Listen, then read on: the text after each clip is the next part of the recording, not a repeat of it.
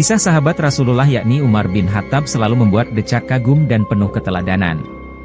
Termasuk saat Umar bin Khattab menguburkan Nabi Daniel dengan membuat 13 lubang kubur.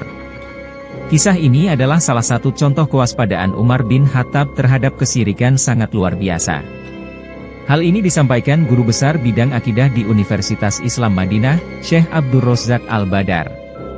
Pengisi tetap pengajian di Masjidil Haram Nabawi ini menjelaskan begitu kerasnya para sahabat terhadap praktik kesirikan dapat dibaca di kitab-kitab sejarah.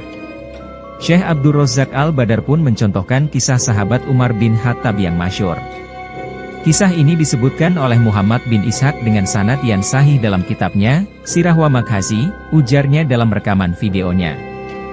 Beliau menjelaskan, Abu Aliyah berkata ketika Umar menaklukkan kota Tustar ternyata di sana ada gudang harta Hurmusan dan ditemukan mayat yang terbaring di atas ranjang. Konon sudah 300 tahun mayatnya tidak berubah. Selama itu jasadnya tidak berubah, masih seperti sedia kala. Di atas kepala mayat itu ada mushafnya dengan tulisan bahasa penduduk Tustar. Lalu mushaf itu dikirim kepada Umar bin Khattab dan Ubay diminta untuk menerjemahkannya. Abu Aliyah ditanya apa yang kamu baca? Beliau menjawab peradaban kalian. Kabar dan kejadian masa depan maksudnya seperti surga dan neraka dan lainnya. Abu Aliyah bertanya, apa yang dilakukan orang-orang Tustar terhadap laki-laki ini?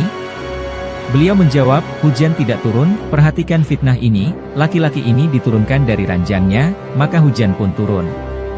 Beliau ditanya lagi, lalu apa yang dilakukan Umar dan sahabat dengan ranjang dan mayat itu? Sebelum kita lanjutkan kisahnya, kata Syekh Ibnul Qayyim berkata, seandainya oknum kesesatan menemukan mayat ini pasti mereka akan merebut dengan pedang sehingga mereka bisa membangun makam, kubah dan lain-lain.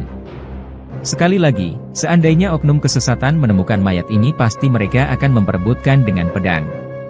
Semua ingin membangun makamnya. Namun apa yang dilakukan para sahabat? Abu Aliyah menjawab, kami datangi mayat itu pada malam hari, lalu kami gali 13 kubur yang letaknya berjauhan. Kemudian pada malam yang gelap gulita mereka menguburkan mayat tadi pada salah satu lubang kubur. Lalu semua kubur diratakan sehingga tidak tahu mana kubur yang asli. Ini sikap para sahabat, tegas Syekh. Syekh melanjutkan, lihat fitnah mayat laki-laki ini, apabila dia dikeluarkan hujan pun turun, ini adalah fitnah. Kemudian kisah ini ada pelajaran lain yaitu terkadang orang melakukan kesesatan dengan alasan pengamalan. Misalnya seperti si A pergi ke kubur itu, lalu sembuh. Atau si A meminta jodoh di kubur itu dan terkabul. Atau si A meminta anak dan terkabul. Ini adalah fitnah. Tidak menunjukkan bahwa perbuatan itu benar, tegasnya.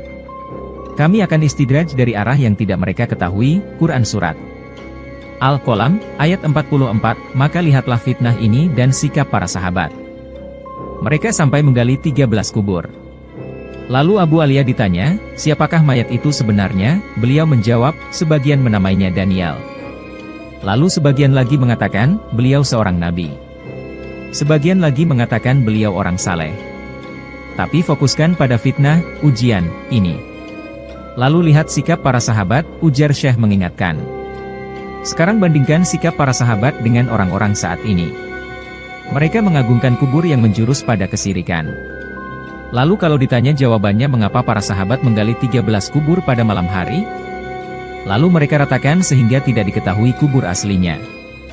Jawabannya untuk memutus mata rantai kesirikan. Umar bin Khattab pada suatu perjalanan mendapati sekelompok orang berkerumun di suatu tempat dan sholat di situ.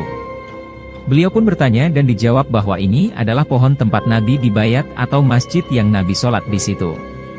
Umar pun memerintahkan untuk menebang pohon agar memutus mata rantai kesirikan. Inilah sikap para sahabat dalam menghadapi fitnah kesirikan dan fitnah semacam itu. Adapun sikap orang-orang setelah mereka tercampur dengan kesesatan yang disebabkan oleh penganggungan terhadap orang yang saleh namun tidak dengan cara yang disyariatkan yang mengantarkan kepada penyembahan kepada selain Allah.